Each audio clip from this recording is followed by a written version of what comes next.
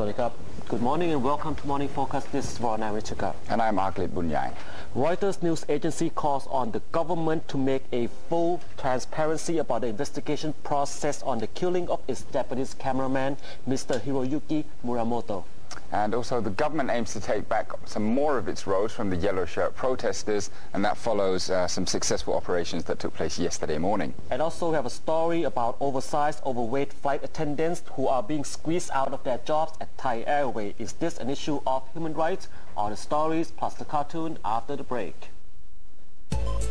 Welcome back to Morning Focus and on to the headlines. First up, we have Daily News newspaper. The headline, one Thai student body found under quake ruins. Hope is lost for 5 others still missing.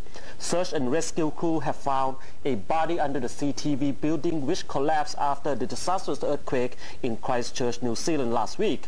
Now, authorities are still trying to prove that it is really the student that they had hoped it was to be. They found her ID card and are now flying her parents in to identify the body, though they have yet to release the identity of who she really is, or at least the ID card. Right, okay, and now over in Matichon newspaper, the headline is that the Prime Minister will let 9 ministers fend for themselves during the opposition censure grill. Now, he said he was ready to be questioned and has insisted that the accused ministers will have to fend for themselves and be responsible for their own mess in this case. And on to Rath newspaper. Suthep threatens to retaliate back and expose the opposition. The Thai party has submitted impeachment motion against the Prime Minister and 8 other ministers. The opposition said the government has a lot to explain for and believe that the censure debate will be quote-unquote intense. And those are the headlines. Now moving into the main story of the day. Kunagwit. Right now, in a bid to open up some of the roads that surround Government House to traffic, the authorities have forced the People's Alliance for Democracy to and its supporters out of parts of Ratchadamnern Avenue without resistance yesterday morning. Now, around 700 officers started clearing the area where tents for the PAD guards had been put up at around 5:30 a.m. Now, it took only half an hour to reopen the avenue, which is pretty close to the Education Ministry.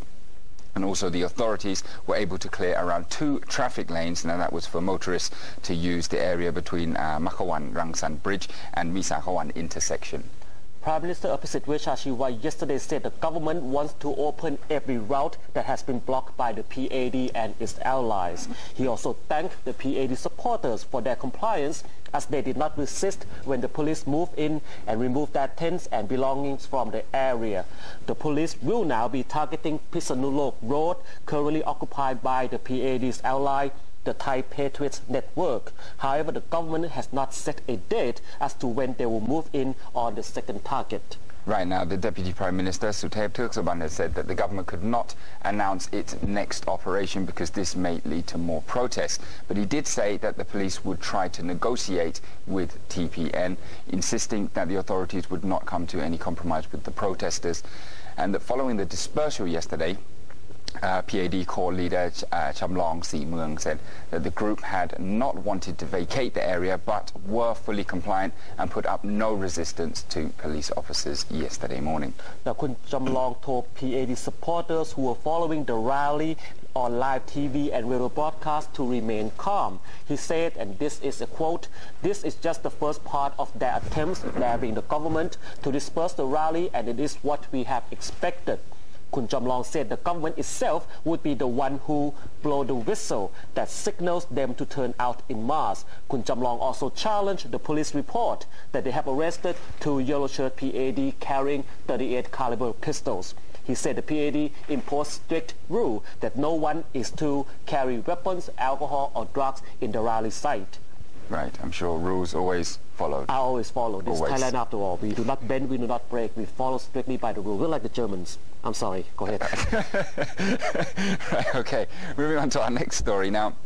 Reuters news agency has called on the Thai government to offer full transparency regarding the investigation process on the killing of one of its Japanese cameramen, Mr. Hiroyuki Muramoto.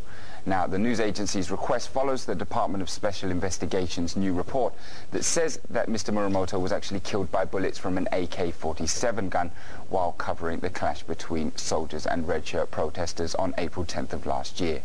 Now, on Sunday, DSI said Mr. Muramoto's body was found with wounds caused by AK-47 bullets, and soldiers involved in the April 10 clashes did not use that type of weapon.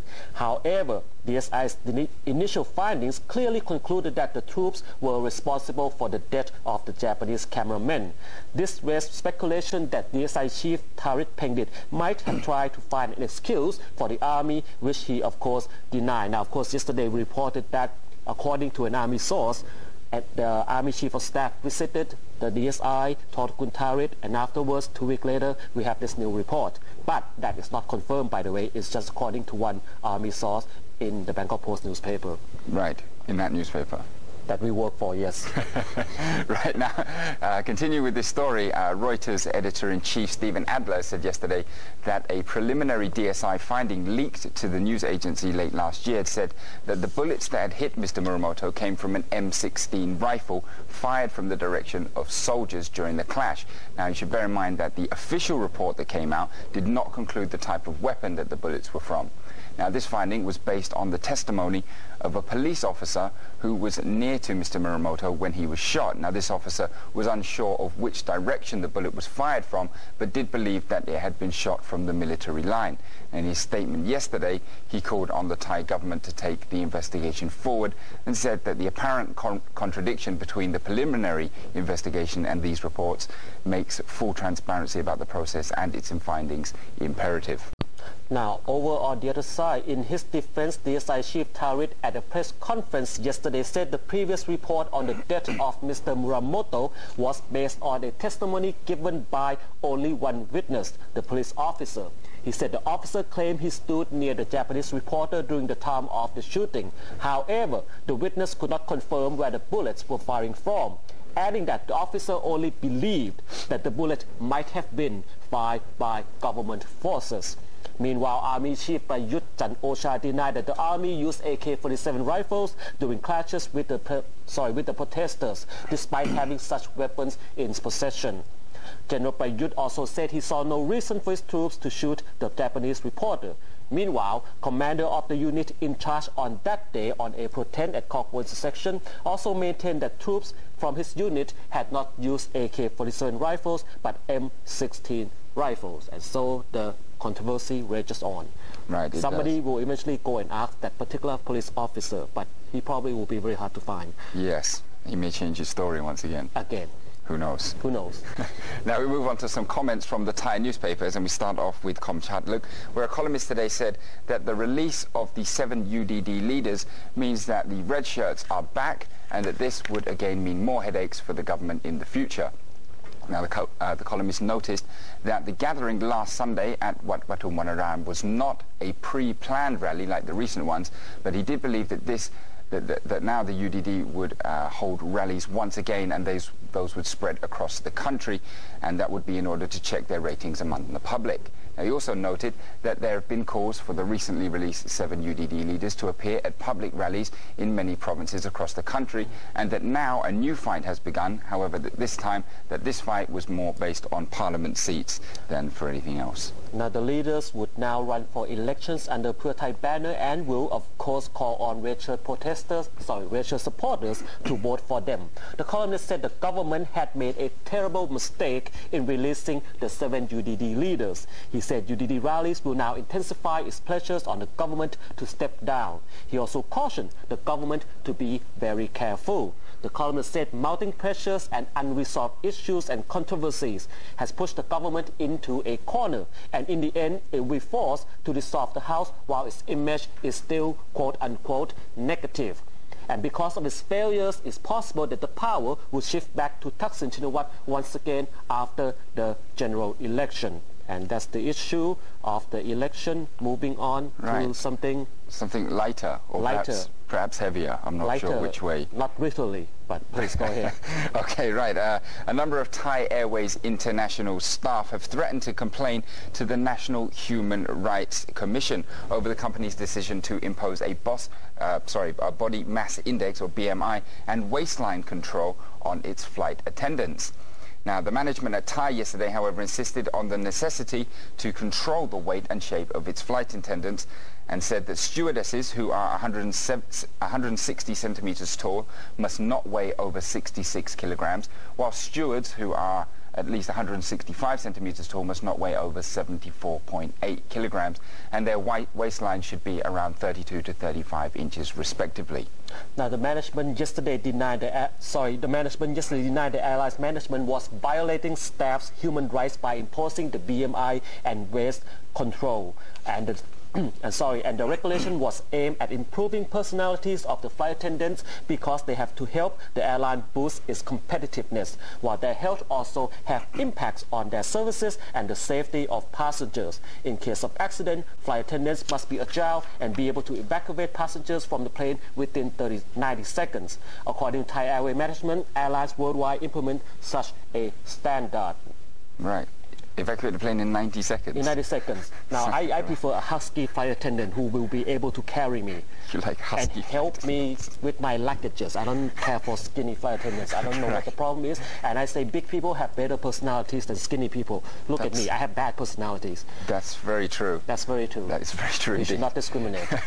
Okay, I'll continue with this. Now, this actual regulation was put in place around June last year, and the management has given its flight attendants around 6 months to comply with the ruling. Now, those who failed to do so would be shifted to domestic routes or restricted to one-day round trips. Now, according to the policy, if any flight attendant should be unable to comply with the company standards within a year, they will then be transferred to the ground services. Now, at present, there are 41 flight attendants who cannot comply with the regulation, and Thai has adjusted their flight schedules and routes for them, and also restricted them to some domestic flights and same-day return flights, and also to look after Kun Boranai. Exactly. Now, the group has complained with the Labor Protection and Welfare Department that the regulation violated their human rights, hurt their feelings, and cut their income. One of the flight attendants said that the Thai management had not seriously campaigned for its flight attendants to curb their weights beforehand. The company had not have a program or practical guideline for weight control before the order issuance, and so they complained to the Labor Protection Welfare Department. What do they have to say, Kun? Right. Now, the Director General of the Labour Protection and Welfare Department, Kun Ampor Niti Siri, is actually in favour of Thai management. Now, she said that the regulation was not illegal and that Thai management was just concerned about customer services. However, she did stress that both parties should sort it out through talks because, as we all know, in Thailand, negotiations solve everything. Right. Now, the group, if this doesn't work, the group will then go ahead and complain, seek help from the National Human Rights Commission. Now, it's important to stress that none of these group of quote-unquote overweight flight attendants will be fired from their jobs. They will be restricted, cut down their trips to maybe once a day, only domestic, so on and so forth, but they will not be fired. Now, moving on to the cartoon, Kun Agrit from Thai Rath newspaper, please start. Okay, so we have a foreigner here, and he's talking to his friend, and he says, immigration in my country is tough, as they're always trying to stop terrorists from entering the country. He then asks his Thai friend, is it also very strict in your country? And the Thai man replies this, he says, yes, it's also very strict in my country, as they're always trying to ban terrorists from leaving the country. Alleged terrorist, man, you alleged. Well, does he say that in the cartoon? No, he didn't say that in the cartoon. But I have to correct it because I'm a responsible journalist. Right. That's what I try to tell myself every day. Yes. And thank you for joining us this morning. Once again, Morning Focus at postnews.to.th. Send your comment, feedback, response, anything you would like. Thank you for joining us.